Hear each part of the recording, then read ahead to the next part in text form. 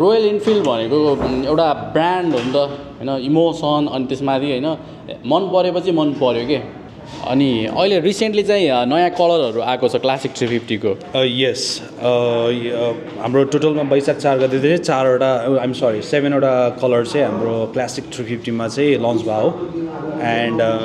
They are like emerald green भइहाल्यो Madras red भइहाल्यो हजुरको जोधपुर ब्लू भइहाल्यो we have our gun metal grey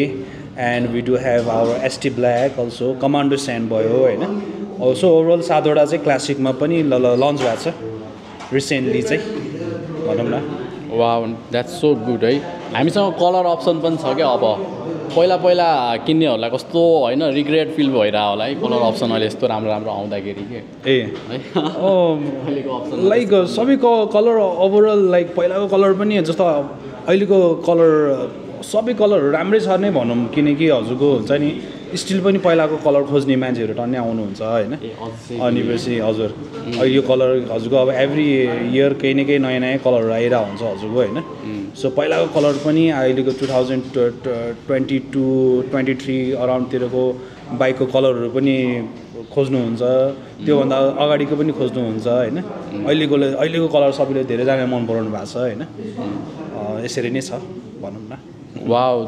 those colours are still demanding होइन 2021-2022 मोडलमा जुन कलरहरू आएको थियो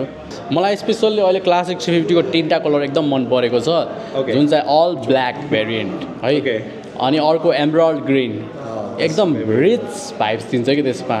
एकदम भाइब्रेन्ट छ त्यो कलर यस्तो रिच फेरि पैसा पनि महँगो रहेछ मैले त्यो सोचेको थिएन है अरू बाइकमा सबैभन्दा महँगो क्लासिक 350 हेर्नु भयो नि त्यही चाहिँ कलर रहेछ emerald green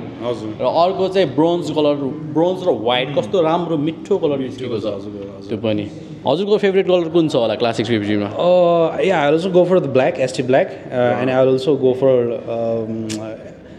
bronze I go for meridian bronze चाहिँ मनपर्छ मलाई चाहिँ यस ब्ल्याकमा चाहिँ पुरै ब्याटम्यान भाइब्स आइरहेको छ अनि अर्को त्यो क्लासिक अनि क्लासी पारातिर जाम भन्यो भने पनि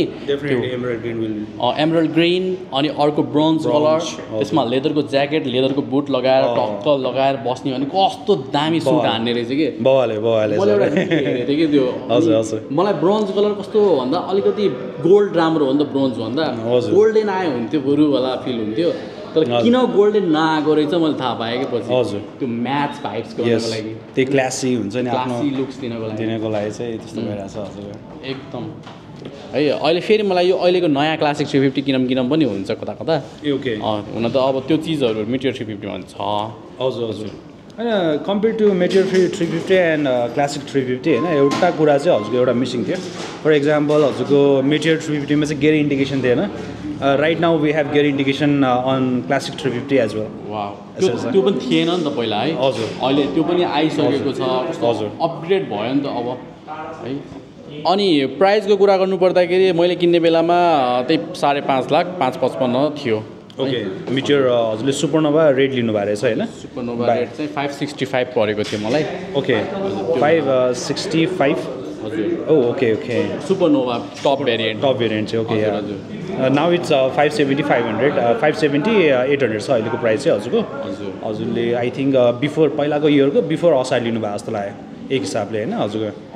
आफ्टर असार मसान्तपछि चाहिँ अलिकति 5000 ले चाहिँ बढाएको थियो प्राइस हो र मैले लिएको 1 महिनामै बढ्यो होला त्यसो मेबी जेटतिरै लिनुभएको थियो होला अमित सरले हजुर त्यो चाहिँ मैले यता युट्युबमा कहिले भिडियो हालेको थिएँ त्यो नै हेर्नुपर्छ okay I also check that out अनि अहिले प्राइसिङ के छ होला अहिले स्टार्टिङ प्राइस कति छ होला क्लासिक 350 लिनु पर्यो भने for the classic 350 we do have 555 देखि हजुरको 579 सम्म छ फर इक्जाम्पल हजुरको Jodhpur blue and the Madras red it will cost 5,55,000 and if you go for like emerald meridian bronze and commando sand it's 566 and if you go for ST black and gun metal then त्यसको चाहिँ हजुरको 573 छ and we have the emerald green which will cost around 5,79,900 only for the bike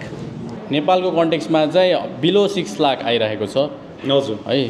अनि एक हिसाबले हेर्दाखेरि अरू बाइकको तुलनामा एकदम राम्रो छ कि है त्यसको रिटर्न पनि मैले जुन एक्सपिरियन्स गरेँ रोयल इनफिल्डमा एकदम बलियो बाइक Yes. है हिटलरको जमानादेखिको अहिलेसम्म सेम इन्जिनियरिङ अझै लागिरहेको भने चाहिँ केही न केही छ यसमा हजुर है अनि अरू बाइकहरू पनि छ नि त मार्केटमा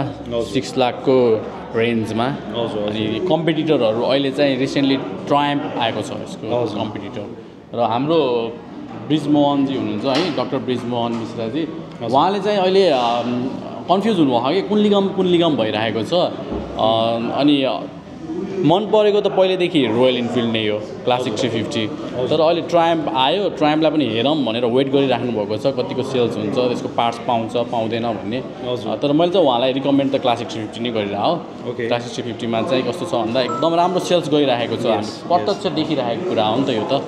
अनि त्यसको पार्ट्स पनि पाउन सजिलो हुन्छ दुःख छैन बाइकले पनि दुःख दिँदैन है अनि पार्ट्स बिग्रियो भने पनि तुरुन्तै पाउँछ हजुर है हाम्रो अल ओभर म्याक्सिमम प्लेसमै हजुरको हुन्छ नि म्याक्सिमम मेजर सिटीमै हजुरको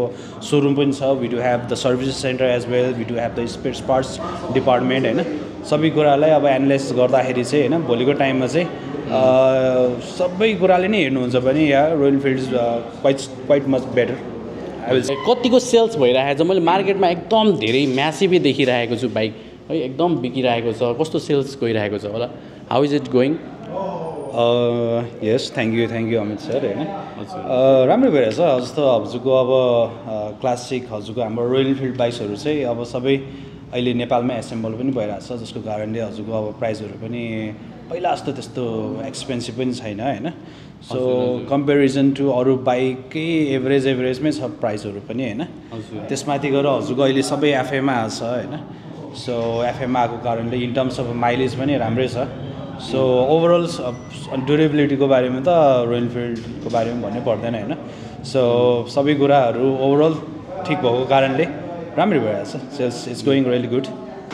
ल हुन्छ थ्याङ्क यू सो मच दाइ thank you so much Amit sir thank so much for giving me time हजुरको एकदम it's my pleasure to talk to with you my pleasure too sir एकदम ल हस्